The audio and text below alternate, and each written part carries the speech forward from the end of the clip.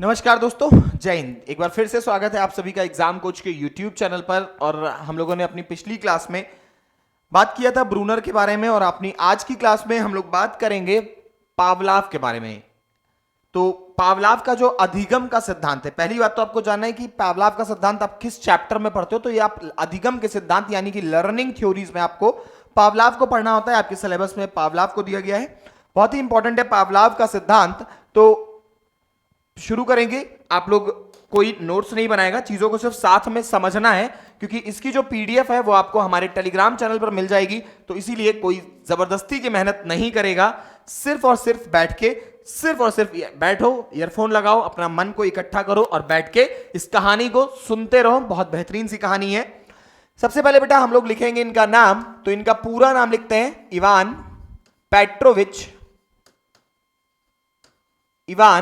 Petrovich पावलाव।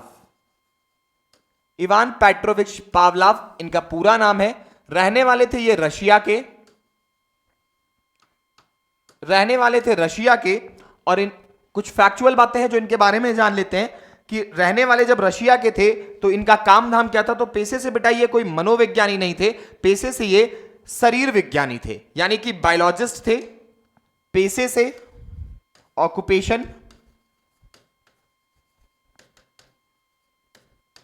शरीर विज्ञानी, occupation था इनका शरीर विज्ञानी। 1904 में नोबेल पुरस्कार से सम्मानित किया गया। 1904 में अपने सिद्धांत के लिए 1904 में अपने सिद्धांत के लिए नोबेल पुरस्कार मिला।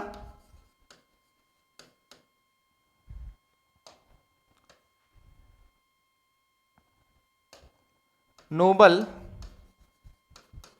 पुरस्कार मिला।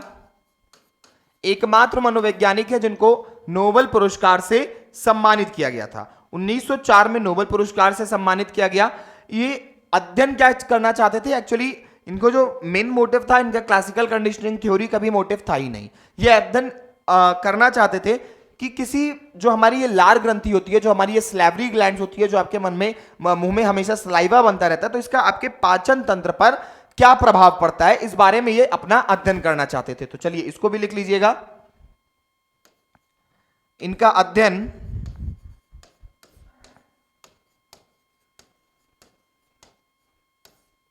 मनुष्य की लार ग्रंथि,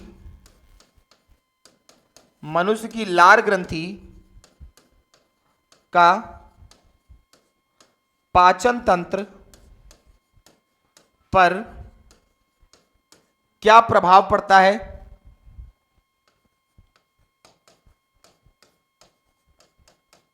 इस तथ्य पर आधारित था।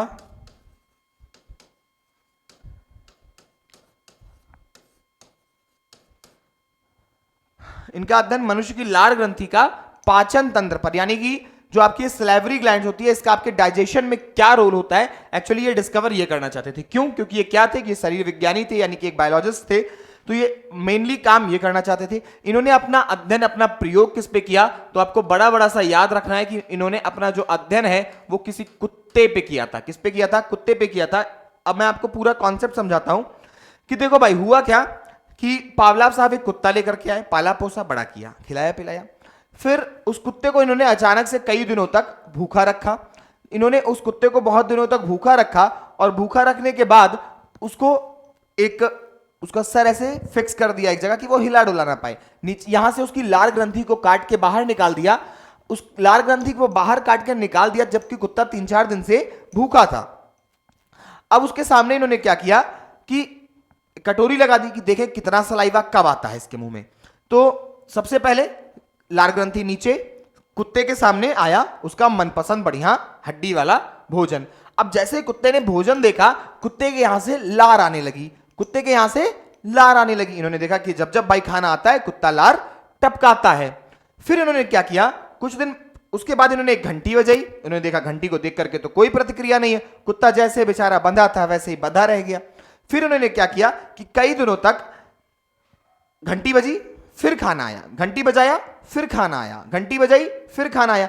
जब इसी प्रक्रिया को उन्होंने कई दिनों तक किया तो कुत्ते को यह लगा कि जब ये घंटी बजने की आवाज आती है, जब ये घंटी बजने की आवाज आती है तभी खाना आता है, यानी ये चीज फिक्स है कि जब घंटी बजेगी तो मुझे खाना मिलेगा। घंटी दिन में उसको एक ही बार सुनाई देती थी, तो जब भी घंटी बजी उसको खाना मिला। उसने दोनों को रिलेट कर लिया, दोनों में आपसी संबंध बना लिया कि पहले घंटी बजती है फिर मुझे खाना मिलता है। तो कुछ दिन बाद उसने क्या देखा कि जैसे ये घंटी, खाना नहीं आया था, लेकिन जैसे ये घंटी बजी कुत्ते ने लार टपकाना शुरू कर दिया, कुत्ते ने लार टपकाना शुरू कर दिया। फिर उन्होंने कुछ दिन बाद क्या किया कि एक दिन क्या किया कि सिर्फ घंटी बजाई लेकिन खाना नहीं आया, और कुत्ते ने फिर भी लार टपका दी, कुत्ते ने फिर भी लार टपका दी। तो बस इतना, यही था आपका जो पूरी कहानी थी, वो इसी पूरे सिद्धांत पे आधारित है, कुत्ते ने घंटी पे लार क्यों टपकाई। बस इसी को इन्होंने अपना सिद्धांत बनाया, और इनके सिद्धांत का जो नाम है, जिसको आपको बड़ा बड़ा सा लिखना है, हाईलाइट करके लिखना है, इनके सिद्धांत को हम लोग बोलते हैं क्लासिकल कंडीशनिंग थ्योरी के नाम से जानते हैं, शास्त्रीय अनुकूलन का सिद्धांत के नाम से जानते हैं। किस नाम से जानते हैं? तो इनको हम लोग जानते हैं शास्त्रीय अनुकूलन का सिद्धांत, उद्दीपक अनुकूलन का सिद्धांत, एस टाइप सिद्धांत बोलते हैं, अनुकूलित अनुक्रिया का सिद्धांत बोलते हैं, प्रतिवादी प्रतिक्रिया का सिद्धांत बोलते हैं, अनुकूलित प्रत्यावर्तन का सिद्धांत बोलते हैं। तो इतने सारे नाम मैंने आपको बताए, जिसमें मेन नाम जिस नाम से फेमस है वो है आपका शास्त्रीय अनुकूलन का सिद्धांत। इनके सिद्धांत को शास्त्रीय अनुकूलन, क्लासिकल कंडीशनिंग लिख लो भाई, इंग्लिश वालों लिखना हो तो। इनके सिद्धांत को शास्त्रीय अनुकूलन का सिद्धांत भी कहते हैं। इनके सिद्धांत को शास्त्रीय अनुकूलन का सिद्धांत भी कहते हैं, या फिर क्लासिकल कंडीशनिंग थ्योरी। क्या है? क्लासिकल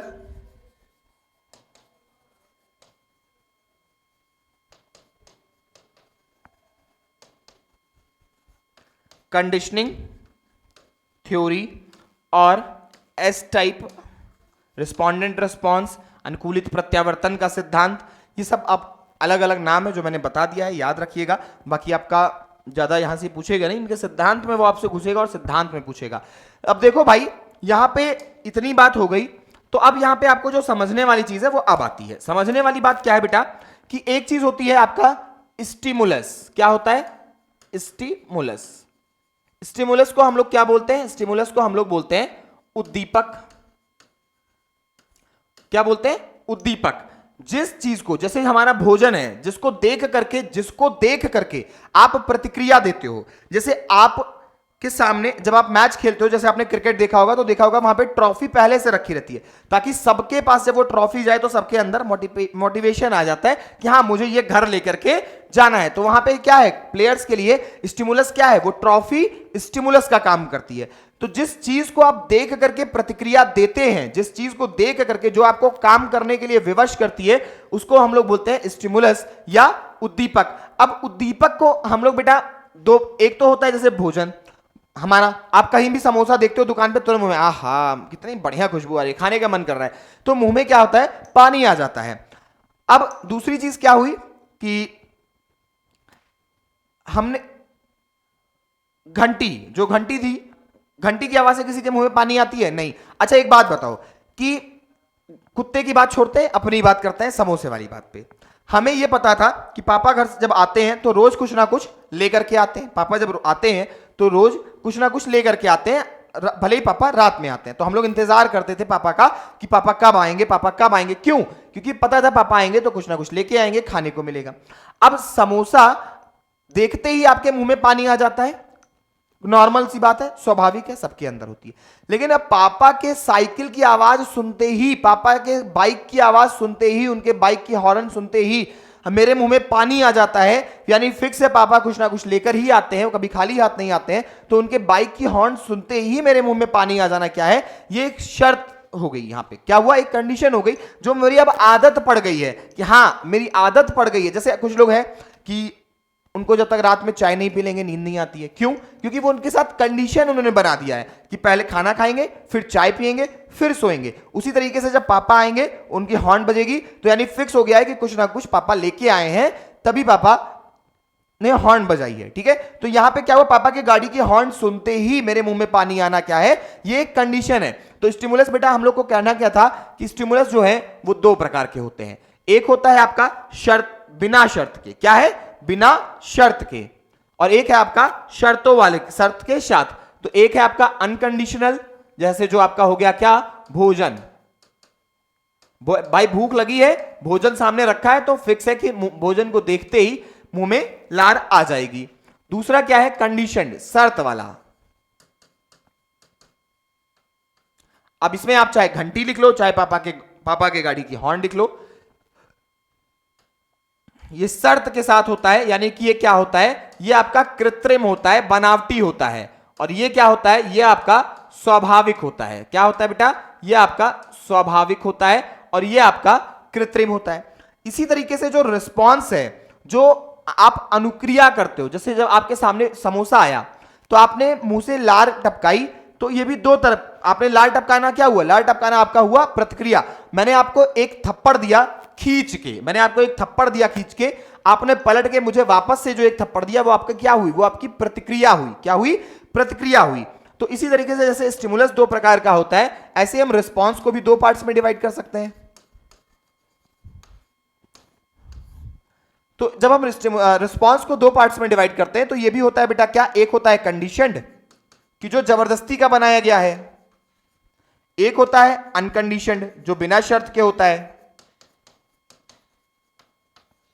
जैसे मैंने आपको थप्पड़ मारा, आपने पलट के थप्पड़ मार दिया, ये तो स्वाभाविक मनुष्य का नेचर है, लेकिन आपने अपने दिमाग से कहा नहीं हटाओ, मार लिया, खुश, नहीं मारेंगे, जाओ।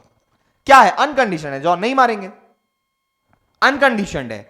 तो बिना शर्त का मतलब कंडीशनड हो गया।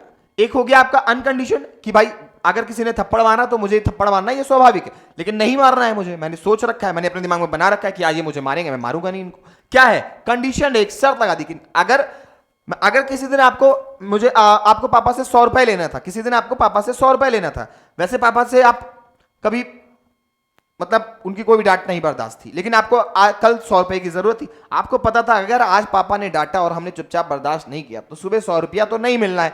आपने क्या किया, अरे पापा गलती हो गई, पापा गलती हो गई। उस दिन पापा पीछे पीछे लगे, मम्मी के पीछे पीछे लगे, अरे मम्मी आप कितनी अच्छी हैं। क्यों भाई, क्योंकि आपको कल, आप लालच में हो, आपके पास 100 रुपए कल आपको चाहिए, आपको पता है गलत बोल देंगे तो कल मिलेगा नहीं, तो वहां पे वो क्या हो गया, वो रिस्पॉन्स आपका कंडीशनड हो गया।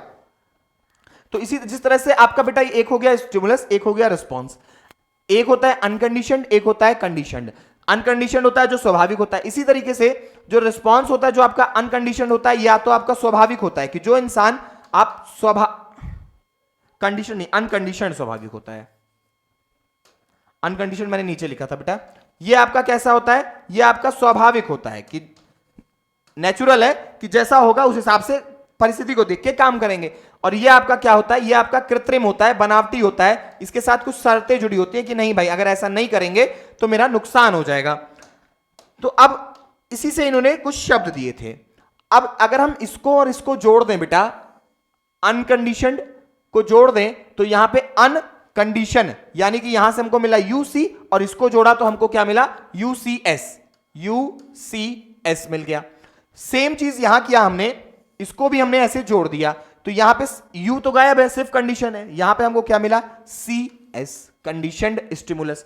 इसको क्या बोलते हैं, अनकंडीशनड स्टिमुलस, इसको क्या बोलते हैं, कंडीशनड स्टिमुलस। सेम कहानी यहां पे रिपीट किया मैंने। यहां पे देखो भाई क्या है, रिस्पॉन्स था, कंडीशन था, तो इसको क्या बोलते हैं, CR, conditioned response, conditioned response. फिर यही कहानी यहां पर भी रिपीट किया मैंने कि यहां पे बिना किसी शर्त के था, स्वाभाविक था, तो यहां पे मिलता है यूसीआर, अनकंडीशनड रिस्पॉन्स। क्या मिला, अनकंडीशनड रिस्पॉन्स मिला।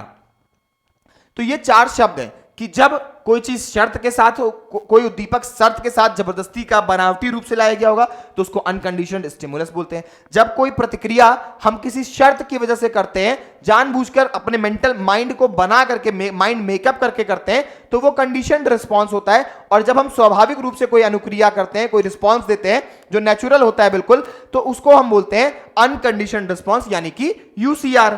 तो ये आपके हो गए 4 शब्द। अब इसी 4 शब्द से हमने अभी आपको जो कुत्ते वाली कहानी समझाई उसको हमको इन्हीं 4 शब्दों के माध्यम से समझना है।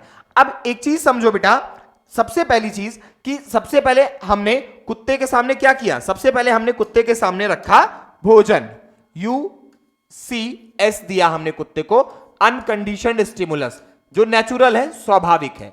क्या दिया उसमें? हमने दिया कुत्ते को भोजन। अब कुत्ते को जैसे ही भोजन मिलता है वो क्या करता है? वो देता है अनकंडीशनड रिस्पॉन्स यानी कि UCR यानी कि स्वाभाविक अनुक्रिया देता है, रिस्पॉन्स देता है, स्वाभाविक अनुक्रिया। तो जब स्वाभाविक अनुक्रिया देता है तो क्या होगा? लाल टपकाएगा, लाल टपकाना। फिर हमने क्या किया दूसरे स्टेप में, इसको मैं आसान, आप बुक्स में पढ़ोगे ज्यादातर तो आपको ये 3 स्टेजेस में मिलता है, लेकिन इसको मैं आपको 4 स्टेजेस में समझा रहा हूं ताकि आपको ये चीजें बेहतरीन तरीके से समझ में आए। फिर हमने क्या किया, एक कंडीशनड स्टिमुलस है जिससे कुत्ते का कोई लेना देना ना हो, जिससे कुत्ते का नहीं लेना देना था, वो था घंटी। ये बताओ, दिन भर हॉर्न बजे, दिन भर घंटी बजे, कुत्ते को भाई उससे कोई फायदा तो होना नहीं है। तो क्या हुआ, एक हमने कंडीशनड स्टिमुलस घंटी दिया, कुत्ते के सामने बजाई, तो कुत्ते ने क्या किया? No response. कुत्ते के ऊपर घंटा फर्क नहीं पड़ा, घंटी बजाने से कुत्ते पे घंटा फर्क नहीं पड़ा। तो क्या हुआ? No response. फिर हमने क्या किया कि इन दोनों को हमने जोड़ दिया। पहले हमने क्या किया? पहले हमने घंटी बजाई, एक कंडीशन स्टिमुलस लेकर के आए, हमने घंटी बजाई। फिर हमने क्या किया? उसके बाद कुछ सेकंड बाद, बहुत जल्दी कुछ ही सेकंड में हमने कुत्ते के सामने भोजन रख दिया। अब यहां पे अभी तक कुत्ते को घंटा फर्क नहीं पड़ा कि आपने घंटी बजाई, उसने स्वाभाविक रूप से उसके सामने जब भोजन आया तब उसने अनुक्रिया दी। तो यानी कि उसने क्या दिया? UCR अभी भी वो दे रहा है, वो अभी भी UCR दे रहा है। यानी कि वो क्या दे रहा है? यानी कि वो दे रहा है अपनी स्वाभाविक अनुक्रिया, क्योंकि आपकी घंटी से उसे कोई घंटा फर्क नहीं पड़ा। जब इसी प्रोसेस को कई दिनों तक करने के बाद, कई दिनों के बाद जब इसी प्रोसेस को रिपीट किया गया तो अनुकूलन कराया जा रहा था इस वाले आपके कंडीशनड स्टिमुलस का। इसका हम करा रहे थे क्या? अनुकूलन, कि घंटी की आवाज को भी तुम समझो। तो जब कई दिनों के बाद इसी प्रक्रिया को लगातार किया गया तो अब क्या किया गया कि हमने सिर्फ घंटी बजाई, हमने सिर्फ CS दिया, घंटी बजाई, और कुत्ते के मुंह से क्या आई? कुत्ते के मुंह से एक कंडीशन रिस्पॉन्स आया, लार का, लार टपक गई कुत्ते के मुंह से। तो ये थी बेटा आपकी पूरी कहानी जो कि मैंने आपको समझानी थी। ठीक है, सबसे पहले क्या हुआ? सबसे पहले हमने कुत्ते के सामने भोजन रखा, उसने लार टपकाई, कोई समझदारी वाली चीज नहीं, सिंपल सी बात है। आपके सामने अभी भी लाके समोसा रख दूंगा तो आपके मुंह से लार आ जाएगी, कुछ के मुंह में दही जलेबी से आएगी, तो किसी के मुंह में किसी चीज से आएगी, किसी के सामने पनीर से आएगी, तो किसी के सामने मुर्गे से आएगी, आएगा सबके मुंह में जो आपका फेवरेट होगा अगर वो आपके सामने रख दिया जाए। तो कुत्ते के सामने, कुत्ते को बेचारे को लगी थी भूख, और वैसे भी अगर आपको 3 दिन से भूखा रखूं ना तो नमक रोटी भी आपके सामने लाके रख देंगे तो आपके मुंह से भी लार टपकेगी। तो कुत्ते के सामने 3 दिन से भूखा कुत्ता था, उसके सामने रखा गया भोजन, उसने अपने मुंह से लार टपकाई। कुछ सेकंड, कुछ अगले दिन जब हमने उसके सामने घंटी बजाई, उसको घंटा फर्क नहीं पड़ा। उसके बाद हमने घंटी ली और घंटी बजाई, घंटी के साथ हमने भोजन दिया, फिर भी उसे कुछ फर्क नहीं पड़ा और उसने दिया UCR।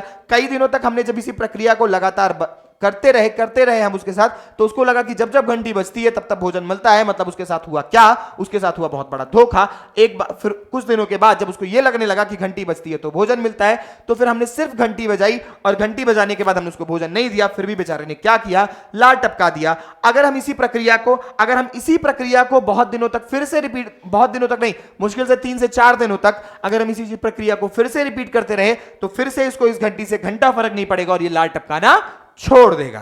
तो ये थी आपकी पूरी की पूरी पावलाव की कहानी, जिसको समझने में आपको लगता है बहुत समय और आप कहते हो सर बहुत टफ है, सर बहुत टफ है। तो बेटा कुछ भी टफ नहीं है। आई होप कि ये मैंने आपको बहुत आसान तरीके से और बहुत बेहतरीन तरीके से आपको समझा दिया है, आपको ये समझ में भी आ गया होगा। आई बात समझ में बेटा? बताओ भाई, समझ में आया? अब इसके बाद बेटा पावलाव ने के कुछ प्रमुख शब्द हैं, तो उनको जान लेना हमारे लिए बहुत जरूरी है। तो हेडिंग बनाइएगा इंपॉर्टेंट टर्म्स, प्रमुख शब्द।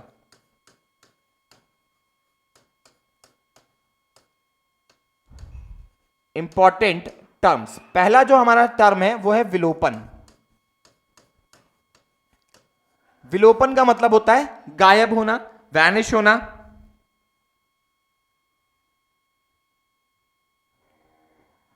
तो अभी मैंने लास्ट में आपको क्या बताया था, यहां पे याद करो कि अगर हम कुछ समय तक लगातार सिर्फ घंटी बजाते रहे और उसको खाना नहीं दिया, मुश्किल से 2 या 3 दिन, तो कुत्ता क्या करेगा? लार टपकाना छोड़ देगा। कुत्ता लार टपकाना छोड़ देगा तो उसकी इस आदत को बोलते हैं विलोपन, कि सिर्फ घंटी बजाएं,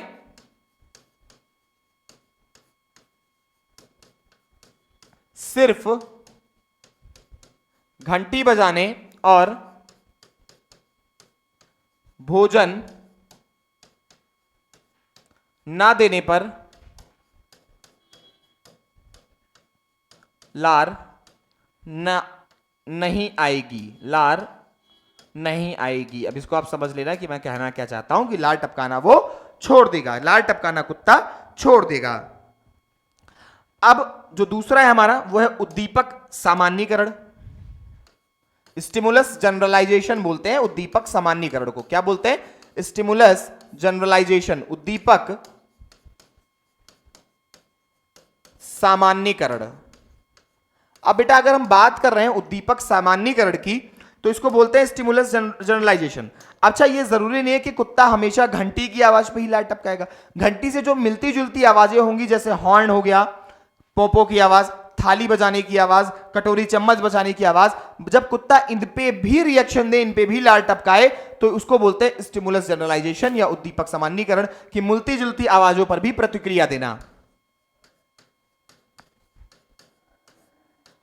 मिलती जुलती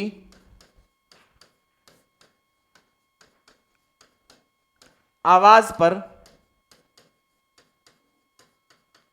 मिलती जुलती आवाज पर प्रतिक्रिया देना। ठीक है, मिलती जुलती आवाज पर प्रतिक्रिया देना। और बताइए,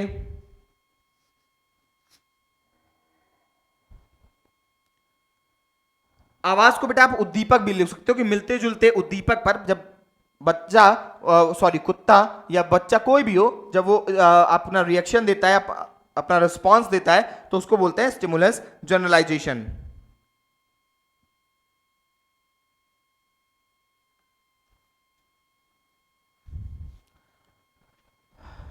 फिर आता है बेटा उद्दीपक विभेदन, स्टिमुलस डिफरेंशिएशन।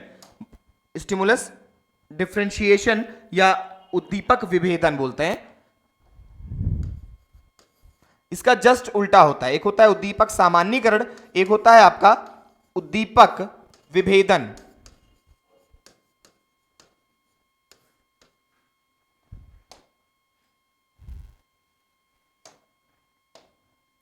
अगर CS, CS यानी कि क्या? घंटी, या UCS यानी कि आपका भोजन। अगर CS यानी कि घंटी, UCS यानी कि भोजन के अलावा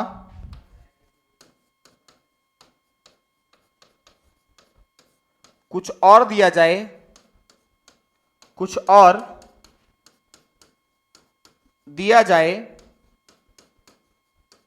तो कुत्ता अंतर कर लेगा। तो कुत्ता अंतर, तो कुत्ता जो है वो अंतर कर लेगा। इसको क्या बोलते हैं? इसको बोलते हैं उद्दीपक विभेदन या स्टिमुलस डिफरेंशिएशन।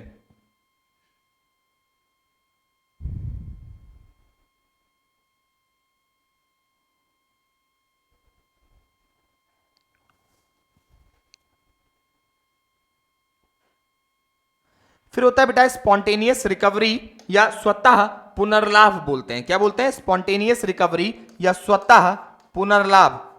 इंग्लिश वालों बेटा मैं आपके लिए इसे बोलता चल रहा हूं, आप लोग लिखते चलना बच्चा, नहीं तो टाइम बहुत यूज होगा आपका। स्वतः पुनर्लाभ या स्पॉन्टेनियस रिकवरी क्या होता है कि अगर हम घंटी बजाना छोड़ दें, हम घंटी बजाना छोड़ दें, कोई फर्क नहीं पड़ता, सिर्फ घंटी बजाना, घंटी बजाने को बोलते हैं सीएस, सीएस हटा दें,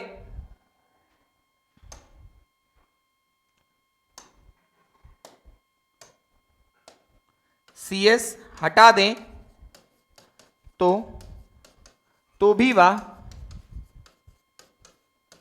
यूसीएस पर प्रतिक्रिया देगा। मतलब अगर हम घंटी हटा दें तो भाई अगर हम खाना हटा देंगे सिर्फ घंटी बजाएंगे तो वो लाल टपकाना छोड़ देगा, लेकिन अगर हम घंटी बजाना छोड़ देंगे, अगर हम घंटी बजाना छोड़ देंगे तो वो फिर भी लाल टपकाएगा भोजन आने पर, वो फिर भी लाल टपकाएगा भोजन आने पे। इसको बोलते हैं स्वतः पुनर्लाभ या स्पॉन्टेनियस रिकवरी। इसके बाद आता है बेटा आपका आइडियल इंटरवल या आदर्श अंतराल, यानी कि सीएस और यूसीएस के बीच ज्यादा से ज्यादा 5 सेकंड से 10 सेकंड का अंतर होना चाहिए। इसको बोलते हैं आदर्श अंतराल या आइडियल इंटरवल। जैसे घंटी बजी, उसके अगर 5 से 10 सेकंड के बीच में आपने खाना दे दिया तब तो वो उन दोनों चीजों को जोड़ पाएगा, नहीं तो अगर आपने पता चला घंटी बजी 1 घंटा पहले, आपने खाना दिया 1 घंटा बाद, तो कुत्ते को लगेगा अरे बजती होगी कहीं घंटी, ये किसी स्कूल की घंटी होगी, कहीं बज गई होगी, इससे मेरा कोई लेना देना नहीं है। तो फिर वो उन दोनों चीजों को, फिर घंटी बजने के बाद फिर बेचारा खड़ा रहेगा खाने के इंतजार में, वो भूल जाएगा उस घंटी वाली बात को। तो सीएस और यूसीएस के बीच में ज्यादा समय अंतराल नहीं होना चाहिए, इसी मैक्सिमम टू मैक्सिमम 5 से 10 सेकंड का अंतर होना चाहिए। इसी को बोलते हैं आइडियल इंटरवल या आदर्श अंतराल। अगर किसी को लिखना हो भाई तो लिख सकता है।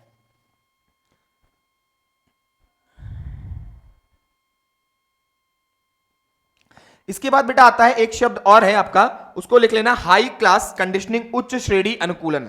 इंग्लिश वालों भैया लिख लो हाई क्लास कंडीशनिंग या उच्च श्रेणी अनुकूलन। उच्च श्रेणी, उच्च श्रेणी अनुकूलन।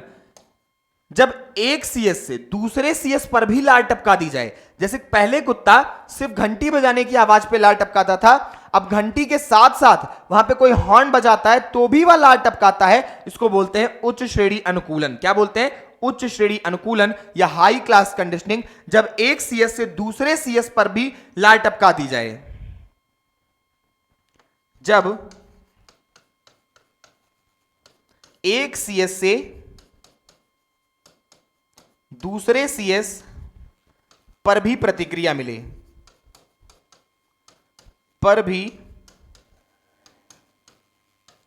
प्रतिक्रिया, जब एक सीएस से दूसरे सीएस पर भी प्रतिक्रिया मिले तो उसको बोलते हैं हम लोग उच्च श्रेणी अनुकूलन। एक चीज और बची बेटा आपका, मैंने आपको सारा कॉन्सेप्ट इनका क्लियर कर दिया है। सिद्धांत मैंने आज बहुत बेहतरीन तरीके से आपको कहानी सुनाई, उसके बाद मैंने आपको उसको कन्वर्ट करके सिखाया। इनकी एक किताब है जो कि आपके लिए एग्जाम में कहीं भी पूछी जा सकती है, जिसका नाम है कंडीशनड रिफ्लेक्सेस। क्या नाम है? Conditioned reflexes. तो कंडीशनड रिफ्लेक्सेस नाम की इनकी एक किताब है जिसके जो आप लोगों के लिए इंपॉर्टेंट है। तो क्या नाम है? कंडीशनड रिफ्लेक्सेस नाम की इनकी एक किताब है जो आपको याद रखना है। तो फिलहाल पावलाव के बारे में हमने क्या क्या बातें किया है वो आप देख लीजिएगा। इनका नाम क्या था? इनका नाम था इवान पेट्रोविच पावलाव। पेशे से शरीर विज्ञानी थे। 1904 में नोबेल पुरस्कार से सम्मानित किया गया। 1904 में सम्मानित किया गया। रशिया के रहने वाले थे। मैंने आपको वहां बताया एक्सपेरिमेंट था, कुत्ते पे जानना चाहते थे कि लार ग्रंथि का पाचन तंत्र पर क्या प्रभाव पड़ता है। शास्त्रीय अनुकूलन का सिद्धांत दिया था इन्होंने। साथ ही साथ मैंने फिर आपको स्टिमुलस और रिस्पॉन्स वर्ड समझाए कि दो तरीके के होते हैं, सीएस और यूसीएस की उत्पत्ति की हम लोगों ने। उसके बाद हम लोगों ने भोजन दिया कुत्ते को, कुत्ते ने लाल टपकाई, हमने घंटी बजाई, उसने कोई रिस्पॉन्स नहीं दिया। फिर हमने सीएस दिया, हमने घंटी बजाई और प्लस साथ में भोजन दिया, कुत्ते ने फिर यूसीआर दिया। लेकिन जब इसी प्रक्रिया को हमने कई दिनों तक लगातार किया तो कुत्ते ने घंटी बजाने की आवाज पर भी लार दे दिया। तो उसके बाद हम लोगों ने कुछ इंपॉर्टेंट टर्म्स जाने हैं और उसके बाद हमने पावलाव की एक किताब जिसका नाम है कंडीशन रिफ्लेक्सेस, उसके बारे में हम लोगों ने बात किया। तो ये थी आपकी पूरी पावलाव की कहानी। आई बात समझ में भाई साहब? अब बताइए, इतनी बात समझ में आई? आई हो तो बताओ भैया जल्दी से, तो हम लोग आगे बढ़ चलें। जल्दी से बताओ, जल्दी से बताओ भाई, इतनी बातें समझ में आई? बोल ही नहीं रहा, कोई बोल ही नहीं रहा भाई।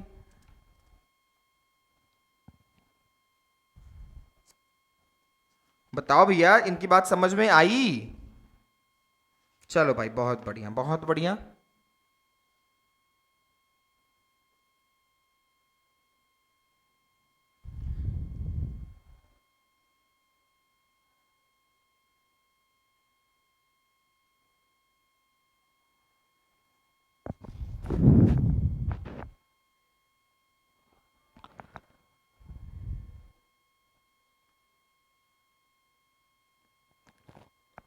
चलो भाई, तो इसके बाद हम लोगों को एक और सिद्धांत देखना है बेटा। उसके बाद इसके बाद हम लोगों को देखना है रॉबर्ट गैगनेस की थ्योरी, रॉबर्ट गैगने का सिद्धांत। रॉबर्ट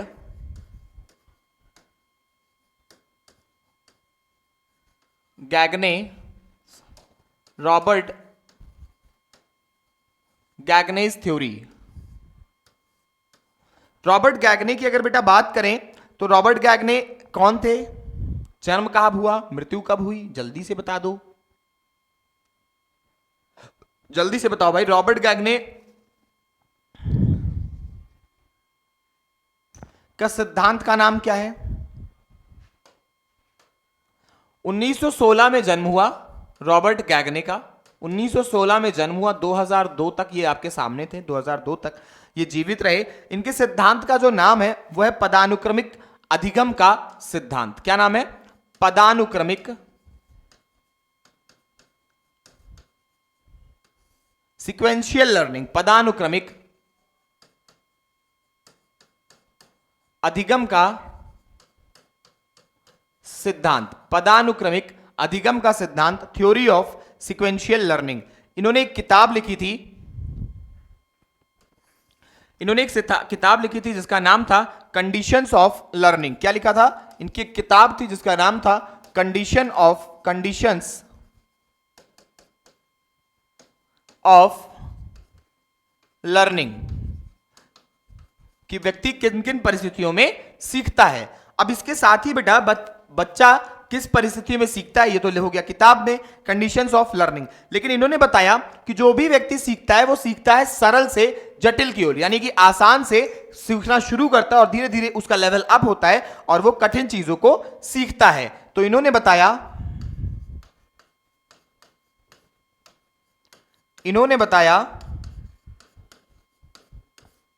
कि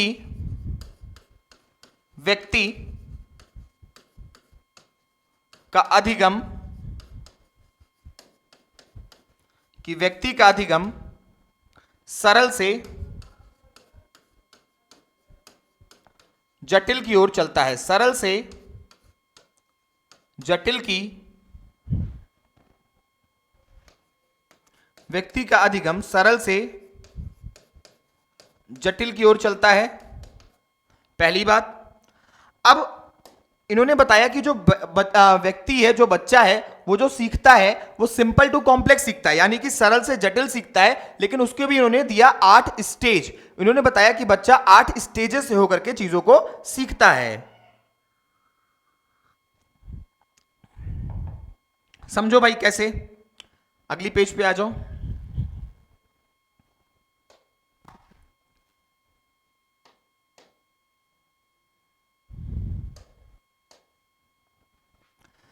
देखो बेटा, एक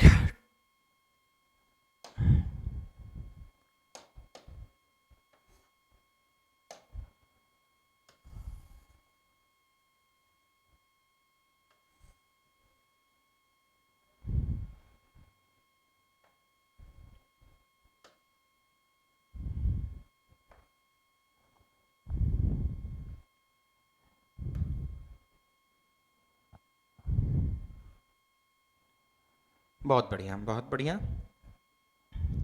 अब एक स्ट्रेट लाइन लेते हैं। देखो भाई, मैं कुछ बना रहा हूं आप लोगों के लिए, तो आप कोई टेंशन वाली बात नहीं है, कोई ज़्यादा भागने तीगने वाला काम नहीं करेगा, ठीक है? कि भाई सर जी क्या बनाए दे रहे हो। देखो बेटा, मैं आपके लिए बना रहा हूं एक ट्रायंगल, दिख रहा है ना? हाँ दिख रहा है, बहुत बढ़िया। तो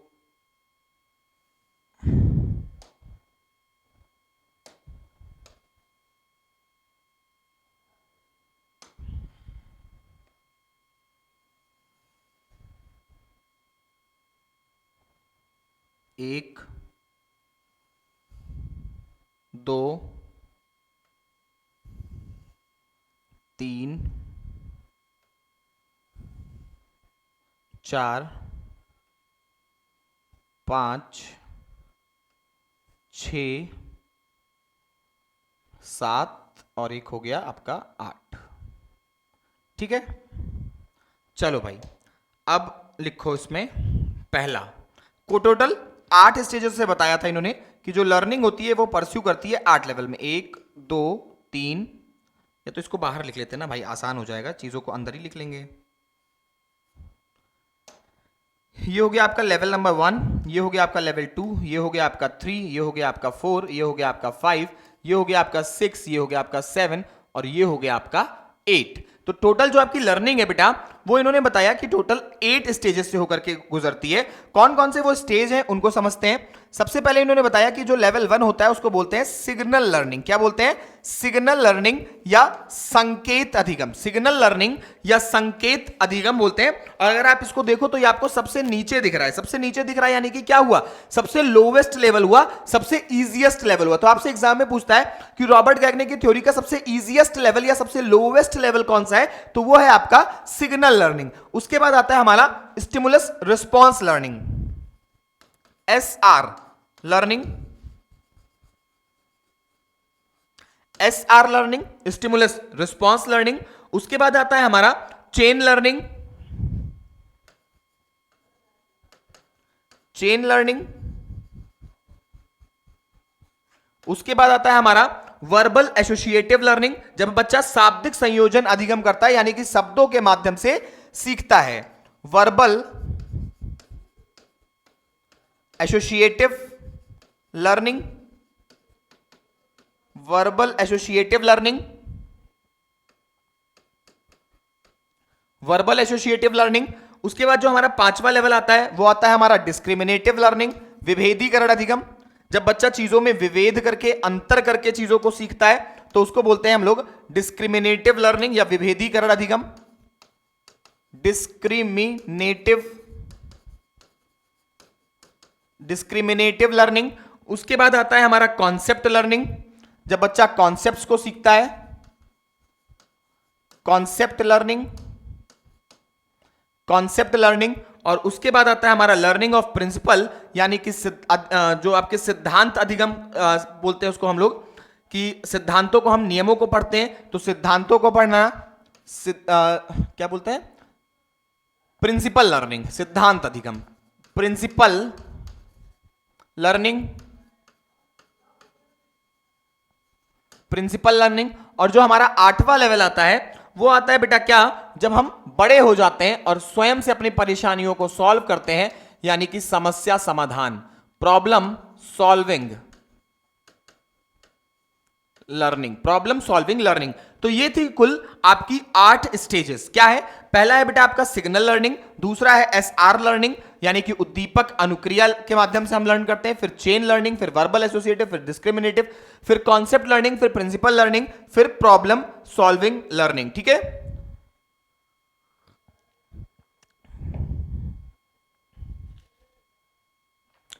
अब समझो भाई इस बात को। सबसे पहले आपका क्या आता है? सबसे पहले आपका आता है सिग्नल लर्निंग, जिसको हम लोग बोलते हैं क्या, जिसको हम लोग बोलते हैं संकेत अधिगम। चलो इस पे हिंदी वाले नाम भी लिख लो, संकेत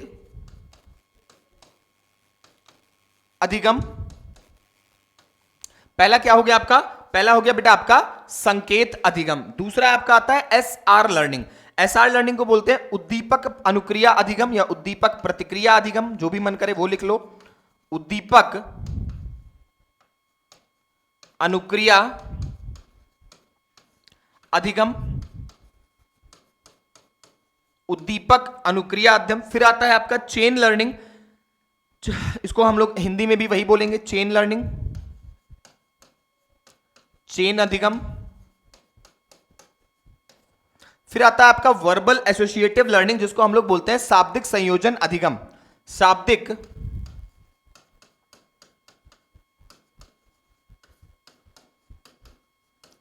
शाब्दिक संयोजन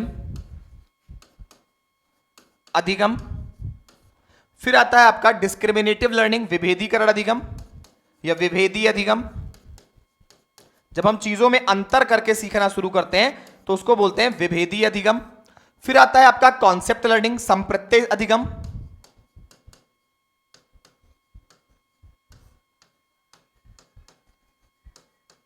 संप्रत्यय अधिगम। फिर आता है आपका सिद्धांत लर्निंग, सिद्धांत अधिगम। और लास्ट में आता है आपका समस्या समाधान अधिगम। क्या आता है बेटा? समस्या समाधान अधिगम। समस्या समाधान अधिगम। अब इसको आप लोग अगर ध्यान से देखो तो सबसे पहले बच्चा संकेतों के माध्यम से सीखता है, सबसे इजीएस्ट लेवल। फिर आपसे पूछता है सबसे हाईएस्ट लेवल क्या है। तो जब बच्चा स्वयं से प्रॉब्लम को सॉल्व करके तब चीजों को करता है तो उसको बोलते हैं हम लोग कि समस्या समाधान अधिगम जो है आपका वो highest and hardest level of learning है।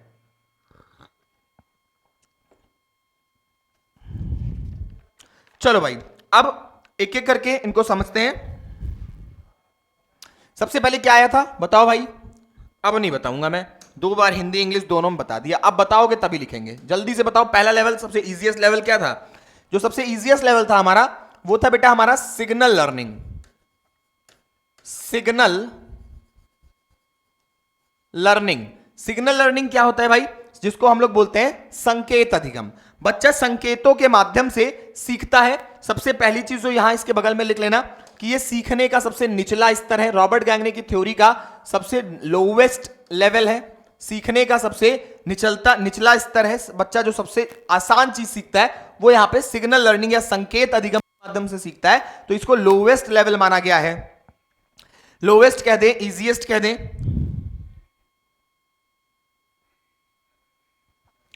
अब भाई बच्चा सिग्नल से संकेत के माध्यम से सीखता है, संकेत अधिगम। संकेत के माध्यम से बच्चा सीखता है। तो आप एक बात बताओ, आपको मैंने बता दिया कि कहीं पर लाल लाइट है, कहीं पर रेड लाइट है। एक मिनट, इसको भी एग्जाम्पल बना लो।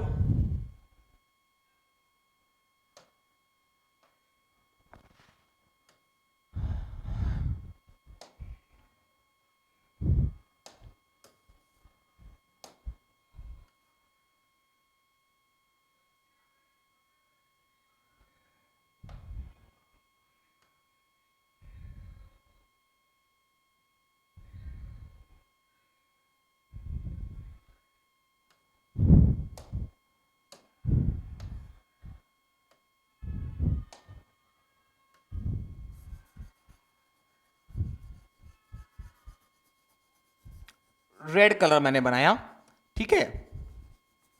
यहां पे मैंने आपके लिए क्या बनाया? यहां पे मैंने आपके लिए बनाया रेड कलर। अच्छा एक बात बताओ, जब हम बच्चे को सिखाते हैं ट्रैफिक सिग्नल तो उसको सिंपल सी बात क्या बताते हैं? उसको सिंपल सी बात बेटा बस यही बताते हैं कि जहां कहीं भी आपको रेड कलर मिल जाए, रेड का मतलब क्या होता है? रुकना। क्या होता है रेड कलर का मतलब? रेड का मतलब होता है रुकना। येलो का क्या मतलब होता है? इंतजार करना या वेट करना।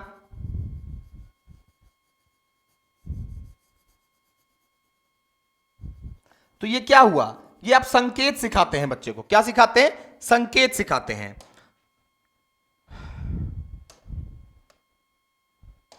तो लाल का मतलब रुकना, येलो का मतलब इंतजार, और अगर ग्रीन, वैसे इस पे दिखेगा नहीं क्योंकि पीछे मैंने ग्रीन बोर्ड ही लिया हुआ है, फिर भी आपको बता दें, हाईलाइट कर देते हैं, बाकी आपको दिखेगा नहीं, पीडीएफ में दिखेगा।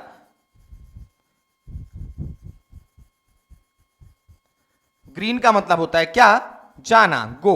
Green for go. हो गया भाई, इतना समझ लेना, थोड़ा सा जल्दी में है ना, तो आई होप कि आप लोग समझ जाओगे। इसका क्या मतलब होता है? जाना, गो। यहां पे दिख रहा है ग्रीन है, देखो हल्का हल्का आप में भी दिख रहा है ना, हाईलाइटेड है, वहां पे ज्यादा नहीं दिख रहा है पर हाईलाइटेड दिख रहा है। तो रुकना, इंतजार, जाना। तो जो ट्रैफिक लाइट हम लोग सिखाते हैं, ट्रैफिक के नियम, ट्रैफिक नियम सिग्नल्स हैं। तो बच्चे को हम सबसे पहले यही तो सिखाते हैं, सिग्नल सिखाते हैं। चुप, चुप, क्या हुआ? ऐसे उंगली कर देते हो, बच्चा समझ जाता है कि चुप, चुप रहना है। स्माइल, बच्चा स्माइल करता है। तो हम पानी लाना है, पानी, मम मम पानी, तो बच्चा जान जाता है कि पानी पीना है। तो सबसे पहली चीज क्या हो गई कि हम बच्चे को संकेतों के माध्यम से सिखाते हैं, ये हमारा लर्निंग का लोवेस्ट लेवल है या इजीएस्ट लेवल है। अब चलेंगे भाई जल्दी जल्दी अगले पेज पे, क्योंकि समय है हमारे पास कम और हमको चीजों को समझना है बहुत ज्यादा। बच्चे के सामने आप आंख दिखाते हो, अब बच्चा क्या करता है, डर जाता है, वो जो काम वो कर रहा होता है उसको वहीं पे छोड़ देता है, उसको पता होता है कि मैं कुछ गलत कर रहा हूं तभी ये मुझे आंख दिखा रहा है। आंख दिखाने का मतलब होता है गलत काम को रोकना। जो अगला सिद्धांत हमारा आता है बेटा वो होता है हमारा उद्दीपक अनुक्रिया सिद्धांत या उद्दीपक प्रतिक्रिया सिद्धांत। दूसरा हमारा क्या है, दूसरा है हमारा उद्दीपक प्रतिक्रिया सिद्धांत। ये बिल्कुल ये आपका जो एसआर थ्योरी आप पढ़ते हो बिल्कुल उसी तरीके से है। स्किनर प्लस थॉर्नडाइक के बेस पर बनी थी ऑपरेंट कंडक्टिविज्म। स्किनर प्लस थॉर्नडाइक के सिद्धांत का समावेशन है इसमें। स्किनर और प्लस थॉर्नडाइक के सिद्धांत से प्रेरित होकर के इसको बनाया गया। स्किनर और थॉर्नडाइक के सिद्धांत का समावेशन है ये, उनको जोड़ करके बनाया गया है। जैसे अब आपके पास क्या रख दिया गया, आपके सामने रख दिया गया, क्या आपके सामने रख दिया गया क्वेश्चन पेपर। तो आप क्वेश्चन पेपर मिलेगा तो आप क्या करोगे, आप सिंपल सी चीज है, आप क्या करोगे, आपके सामने आप रख दोगे उसके सामने क्या, सॉल्यूशन। अगर क्वेश्चन पेपर आएगा तो आप क्या करोगे, आप करोगे सॉल्यूशन। तो क्वेश्चन पेपर क्या है, उद्दीपक है, अनुक्रिया करना क्या, सॉल्यूशन देना आपकी प्रतिक्रिया हो जाएगी।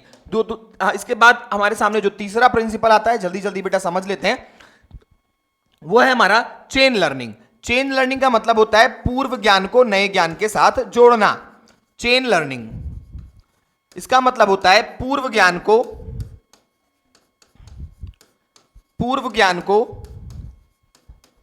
नए ज्ञान, बहुत आसान है बेटा, आराम से सब कुछ समझ जाएंगे आप। नए ज्ञान से जोड़ना, पूर्व ज्ञान को नए ज्ञान से जोड़ना क्या कहलाता है, वो कहलाता है आपका चेन लर्निंग। उसके बाद आता है शाब्दिक संयोजन अधिगम। चौथा जो है हमारा वो है बेटा शाब्दिक संयोजन अधिगम। यहां पे बच्चा क्या करता है, रट्टा मार एकदम रट्टा मार जो पढ़ाई होती है वो आपकी यहां से शुरू हो जाती है। रोट लर्निंग, सुनना, जिसको हम लोग सुनाना, तो बच्चा यहां पे शब्दों को याद करता है, यानी कि रटने की प्रवृत्ति आ जाती है, रटना शुरू कर देता है, सुनाना शुरू कर देता है, यानी कि बच्चा चीजों को याद करता है शाब्दिक संयोजन अधिगम में। जो अगला आपका आता है वो आता है आपका पांचवा, और जिसको आप लोग क्या बोलते हो, जल्दी से बताओ भाई क्या बोलते हो, उसको बोलते हो आप विभेदीकरण, यानी कि अलगाव करके सीखना, अलगाव करके सीखना, विभेदी अधिगम, विभेदी डिस्क्रिमिनेशन लर्निंग, विभेदी अधिगम। इसमें क्या होता है, बच्चे के सामने कई सारे ऑप्शंस अवेलेबल हैं, अब बच्चा बेस्ट ऑप्शंस को सेलेक्ट करके जब सीखना शुरू करता है तो उसको बोलते हैं विभेदी अधिगम।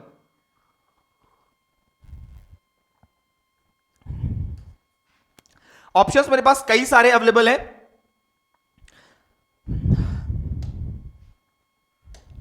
कई में से बेस्ट को सेलेक्ट करना, कई में से बेस्ट का सिलेक्शन, बेस्ट को सेलेक्ट करना, कई में से बेस्ट को सेलेक्ट करना क्या कहलाता है, कई में से बेस्ट को सेलेक्ट करना कहलाता है आपका विभेदी अधिगम। कई में से बेस्ट को सेलेक्ट करना कहलाता है क्या, तो कहलाता है बेटा आपका विभेदी अधिगम। ठीक है, अब इसके बाद आपका आता है कॉन्सेप्ट लर्निंग या संप्रत्यय अधिगम।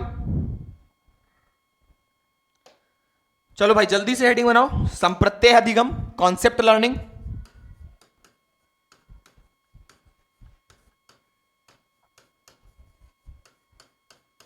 संप्रत्यय अधिगम या कॉन्सेप्ट लर्निंग, यहां ज्ञान का निर्माण स्वयं करना, कोई कॉन्सेप्ट बनाना। बच्चा जब अपने ज्ञान का निर्माण स्वयं करने लगता है, वो अपने कॉन्सेप्ट्स को स्वयं से जनरेट करता है, तो उसको बोलते हैं कि संप्रत्यय अधिगम, ज्ञान का निर्माण स्वयं करता है। बच्चा यहां पे ज्ञान का निर्माण स्वयं करता है, यानी कि चीजों को स्वयं देखता है, स्वयं खोजता है, स्वयं सीखता है, तो इसको बोलते हैं संप्रत्यय अधिगम। इसके बाद आता है बेटा सिद्धांत अधिगम थ्योरी। सिद्धांत अधिगम का स्टेज आता है सिद्धांत अधिगम, प्रिंसिपल लर्निंग जिसको आप लोग बोलते थे इंग्लिश में, ये आपका सेकंड लास्ट लेवल है। यहां पे बच्चा नियमों को याद करता है, बच्चा नियमों को याद करता है, यानी कि जो रूल्स बच्चे को बता दिए जाते हैं बच्चा उनको याद कर लेता है। अगला और लास्ट जो आता है आपका, इसके बाद आता है आपका लास्ट लेवल जो लास्ट है आपका उसको बोलते हैं हम लोग प्रॉब्लम सॉल्विंग या समस्या समाधान अधिगम। समस्या समाधान अधिगम। ये जो समस्या समाधान अधिगम है बेटा, ये क्या है? ये प्रॉब्लम सॉल्विंग एप्टीट्यूड बोलते हैं इसको। ये highest and hardest level of learning है रॉबर्ट गैगने की थ्योरी में। क्या है? Highest and hardest, highest and hardest है, 8वां लेवल है ये आपका रॉबर्ट गैगने की थ्योरी में। यहां पे बच्चा अमूर्त चिंतन द्वारा स्वयं समस्या का समाधान करता है। अमूर्त चिंतन प्लस खोज के द्वारा स्वयं समस्या समाधान, स्वयं समस्या समाधान करना। ठीक है, तो अमूर्त चिंतन प्लस खोज के द्वारा स्वयं समस्या समाधान करना क्या कहलाता है? आपका समस्या समाधान अधिगम। यह आपका हाईएस्ट एंड हार्डेस्ट लेवल है आपका इनकी रॉबर्ट गैगने की थ्योरी में। तो आइए एक बार फिर से देखते हैं रॉबर्ट गैगने की थ्योरी में हम लोगों ने क्या क्या जाना। रॉबर्ट गैगने की थ्योरी में बेटा हम लोगों ने शुरुआत किया इनकी उम्र से। तो 1916 में इनका जन्म हुआ, 2002 में इनकी मृत्यु हुई। पदानुक्रमिक यानी कि सीक्वेंशियल लर्निंग का सिद्धांत दिया था। बुक का नाम है कंडीशंस ऑफ लर्निंग। इन्होंने बताया कि अधिगम जो है वो सरल से जटिल की ओर होता है। ये था इनका कंप्लीट एक ग्राफ जो मैंने आपको बताया कि इनकी जो लर्निंग ऑफ लेवल है वो चरणों में चलती है। टोटल 8 लेवल्स इन्होंने दिए थे। मैंने आपको एक एक के नाम हिंदी और इंग्लिश दोनों भाषा में बता दिया। उसके बाद हमने बताया कि सबसे पहले बच्चा सिग्नल्स के माध्यम से सीखता है, उसके बाद बच्चा उद्दीपक के प्रति अनुक्रिया करके सीखता है, चेन लर्निंग, शाब्दिक संयोजन, विभेदी अधिगम। उसके बाद मैंने आपको बताया संप्रत्य अधिगम, सिद्धांत अधिगम, समस्या समाधान अधिगम, अमूर्त चिंतन प्लस खोज द्वारा स्वयं के समस्या का समाधान करना। तो ये हो गए बेटा आपके कंप्लीट रॉबर्ट गैगने की थ्योरी। क्या हुई? ये हुई आपकी कंप्लीट रॉबर्ट गैगने की थ्योरी। बाकी फिर मिलेंगे हम लोग अपनी अगली क्लास में जिसमें हम लोग पढ़ेंगे स्किनर और टॉलमैन की थ्योरी। तो आज की क्लास के लिए इतना ही। अगर आपको इसकी पीडीएफ चाहिए तो आपको करना होगा क्या? आपको ज्वाइन करना होगा हमारा एग्जाम कोच का टेलीग्राम चैनल। और टेलीग्राम चैनल का नाम है क्या? टेलीग्राम चैनल का नाम है एग्जाम। मैंने ऐसे लिखा, फिर कोई स्पेस नहीं छोड़ा, इसी के जस्ट बगल में देखो चिपका के लिख दिया एग्जाम कोच और फिर लिख दिया 1। तो एग्जाम कोच 1 के नाम से हमारा टेलीग्राम चैनल है फॉर पीडीएफ। आप इसको ज्वाइन कर सकते हैं for PDF and class schedule कि कब कब मेरी क्लासेस होती हैं, इसको अगर आपको जानना है तो for PDF and class schedule. अगर यहां पे आपको कोई रिप्लाई नहीं मिलता है, मतलब रिप्लाई मिलेगा नहीं क्योंकि आप सिर्फ यहां से पाओगे, आप यहां पे मैसेज नहीं कर पाओगे, तो इसके लिए आपके पास ये वाला नंबर है मेरा 7311174888। इस वाले नंबर पर आप क्या कर सकते हो? इस वाले नंबर पर आप कॉल कर सकते हो और व्हाट्सएप कर सकते हो फॉर एनी परेशानी रिलेटेड टू मी और रिलेटेड टू एग्जाम कोच। आपके लिए इसका केवीएस का पेड बैच भी अवेलेबल है जिसमें आपको मिलेगा ढेर सारा content plus practice questions plus exercises plus test और भी बहुत कुछ। तो अगर मेरी आपको पढ़ाने का तरीका आपको मेरा पसंद आता है, अगर आपको लगता है कि हाँ क्लास करने से फायदा होगा, तो आप तुरंत ज्वाइन करें। Call on this number 7311174888। Till then bye bye, जय हिंद, जय भारत। फिर मिलते हैं अगली क्लास में।